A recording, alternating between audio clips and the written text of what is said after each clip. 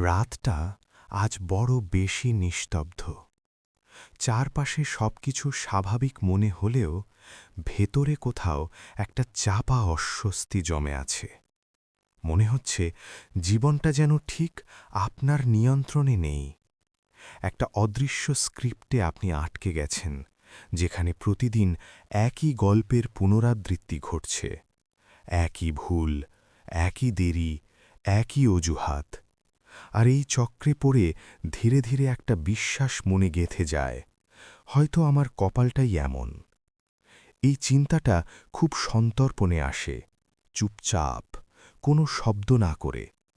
কিন্তু একবার মনে জায়গা করে নিলে এটি আপনার প্রতিটি সিদ্ধান্তকে নিয়ন্ত্রণ করতে শুরু করে।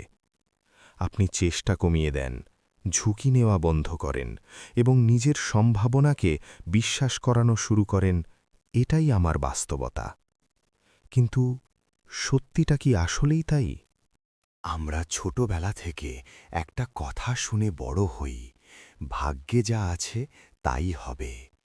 কথাটা শুনতে খুব সহজ মনে হলেও এটি অজান্তেই আমাদের চারপাশে একটা দেওয়াল তৈরি করে দেয়। আপনি চেষ্টা করার আগেই ধরে নেন ফলাফল তো জানাই আছে। নতুন কিছু করার আগেই ভাবেন এটা আমার জন্যে নয়। এভাবেই নিজের জীবনের দায়িত্ব আপনি অন্যের হাতে ছেড়ে দেন। আর ঠিক তখনই আপনার জীবনটা হয়ে ওঠে অন্য কারো লেখা একটা গল্প। সমাজ, পরিবার, পুরনো অভ্যাস আর আপনার নিজস্ব ভুল বিশ্বাসগুলো মিলে একটা খাঁচা তৈরি করে, যেখানে আপনি বন্দী হয়ে পড়েন। কিন্তু একবার ভেবে দেখুন তো, এই খাঁচাটা কি সত্যিই লোহার, নাকি আপনি নিজেই এটাকে সত্যি ভেবে আঁকড়ে ধরে আছেন? যখন আপনি নিজের জীবনের দিকে একটু গভীরভাবে তাকাবেন, তখন কিছু অদ্ভুত প্যাটার্ন দেখতে পাবেন। খেয়াল করবেন, আপনার প্রতিটি সিদ্ধান্ত আসলে নতুন কিছু নয়, এগুলো আপনার পুরনো অভিজ্ঞতারই প্রতিধ্বনি। আগের ব্যর্থতা বা কারো বলে যাওয়া নেতিবাচক কথাগুলো আপনার ভেতরে একটা অদৃশ্য প্রোগ্রাম তৈরি করে রেখেছে।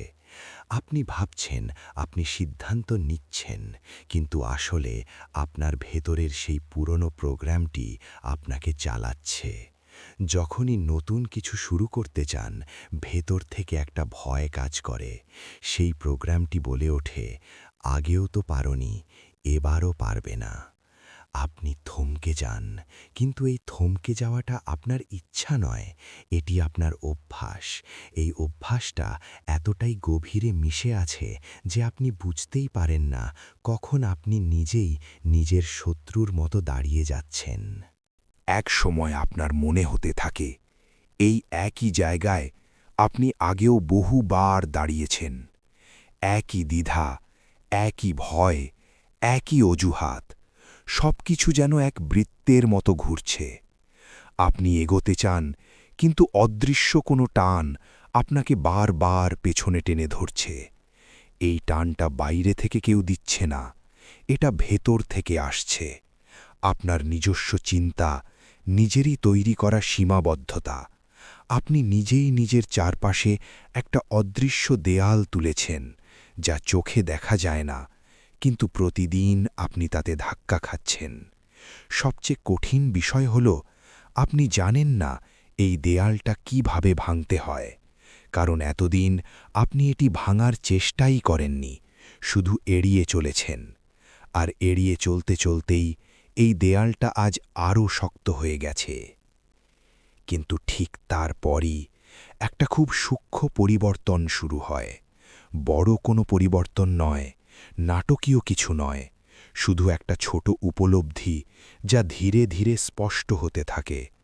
আপনি বুঝতে পারেন, আপনি যা ভাবেন এবং যা বিশ্বাস করেন সেটাই আপনার সিদ্ধান্তকে নিয়ন্ত্রণ করে, আর সেই সিদ্ধান্তগুলোই আপনার বর্তমান বাস্তবতা তৈরি করে।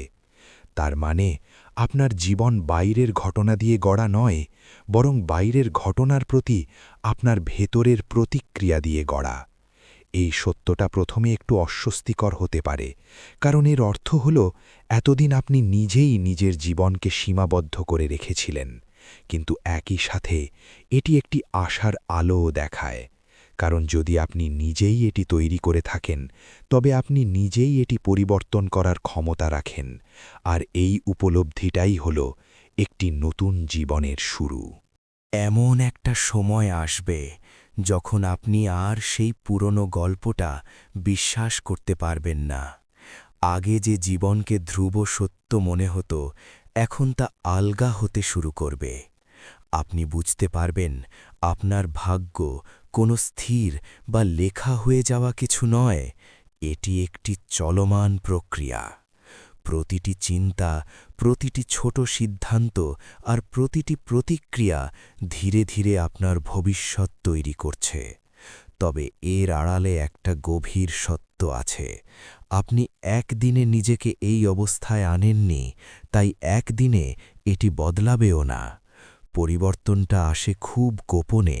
এটি বড় কোনো ঘোষণার মাধ্যমে শুরু হয় না, বরং ছোট ছোট নীরব সিদ্ধান্ত দিয়ে শুরু হয়। যেমন আজ ভয় থাকা সত্ত্বেও আপনি পিছিয়ে গেলেন না। আজ আপনি নিজের পুরনো অজুহাতটাকে প্রশ্রয় দিলেন না। এই ছোট ছোট মুহূর্তগুলোই জীবনের নতুন এক মোড় তৈরি করে। খুব ধীরে আপনি বুঝতে শুরু করেন আপনি আসলে আটকে ছিলেন না, আপনি শুধু অভ্যস্ত হয়ে গিয়েছিলেন। সবচেয়ে বড় বিপ্লবটা কিন্তু আপনার যাপিত জীবনে ঘটে না, এটি ঘটে আপনার মনের ভেতরে। যখন আপনি নিজের চিন্তাগুলোকে পর্যবেক্ষণ করতে শেখেন, যখন আপনি প্রতিটি আবেগকে একটু থামিয়ে দেখেন এবং নিজেকে প্রশ্ন করেন যে আমি কি আসলেও এটা বিশ্বাস করতে চাই, ঠিক সেই মুহূর্তে আপনি আর আগের মানুষটি থাকেন না। কারণ এখন আপনি সচেতন, আর সচেতনতা এক অদ্ভুত শক্তি। এটি আপনাকে জোর করে বদলায় না, কিন্তু ভেতর থেকে সব কিছু পাল্টে দেয়।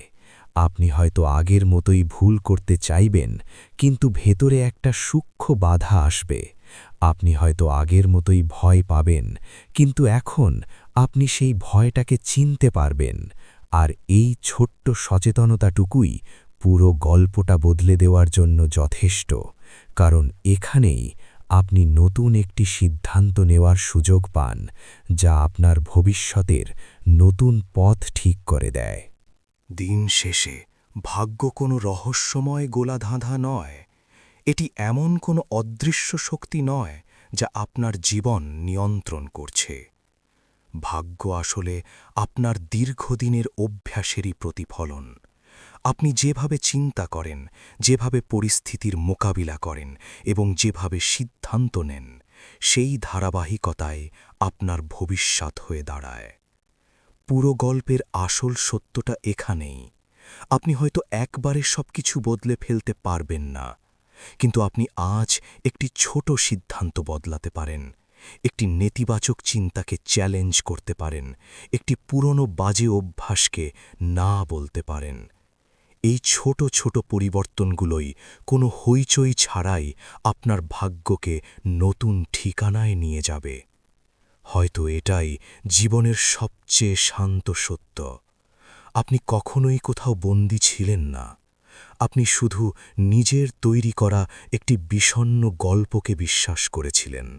যখন সেই বিশ্বাসটা বদলে যায়, তখন আপনার জীবনের গল্পটাও বদলে যেতে শুরু করে। নিঃশব্দে, ধীরে, কিন্তু নিশ্চিতভাবে।